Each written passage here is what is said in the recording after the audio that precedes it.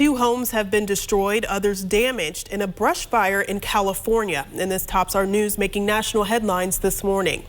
The Flats fire was also prompted mandatory evacuations of areas around Palm Desert. Evacuation centers have been set up for displaced residents. According to tweets from the San Bernardino National Forest, flames broke out late Sunday morning and have already burned more than 225 acres. Firefighters have not been able to get a handle on the fire, and fire crews say flames are spreading at a moderate pace. Along with firefighters on the ground, numerous aircraft have been called in to help. This comes as the region is seeing extremely hot temperatures. In fact, the National Weather Service in San Diego has issued an excessive heat warning starting today. One person has died following that mass shooting in Austin, Texas over the weekend. Austin police say 25-year-old Douglas John Cantor died Sunday from injuries sustained in Saturday's shooting.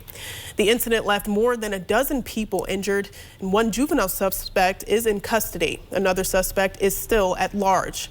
Investigators believe a dispute between the two is what prompted the shooting. Austin's interim police chief said in a press conference over the weekend that most of the victims were innocent bystanders.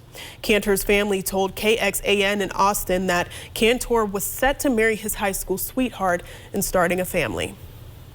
Well, it's the Peking geese who was voted top dog on Sunday in the 145th edition of the Westminster Dog Show. Wasabi, a 3-year-old Peking geese, outlasted about 2,500 canine competitors to take home the coveted the Best in Show honors. It's the 5th time the breed has won the title, and it's the first time a dog from the toy group won top honors since 2013. Bourbon the Whippet was given the reserve slot, and the Westminster Dog Show is the 2nd oldest continuous sporting event in the U.S. after the Kentucky Derby. It's very interesting there. Well, President Biden is waking up in Brussels today for the next leg of his overseas trip, a 1-day NATO summit. His job is to reassure allies that after 4 years of Donald Trump's America First policy, the U.S. has their back. Tracy Potts has a look ahead at that and Wednesday's meeting, with Russian President Vladimir Putin. At the NATO Summit in Brussels today, 30 world leaders will meet the new American president, eager to hear that America is back on board protecting its allies.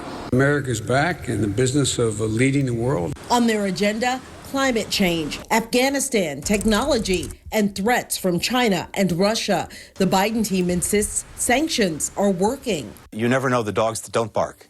Sanctions on Ukraine, on Russia for Ukraine, for example, may well have prevented even further Russian aggression and trying to take more of the country. I think sanctions are great, but I think it's time to start thinking about hitting back.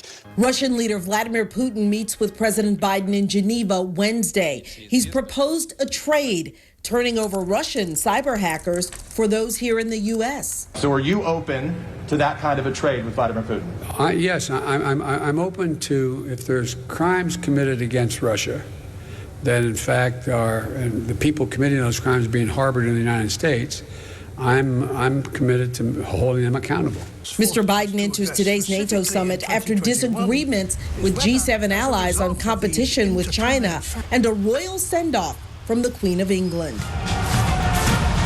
They talked about world affairs, including Wednesday's meeting with the Russian leader. Tracy Potts, NBC News.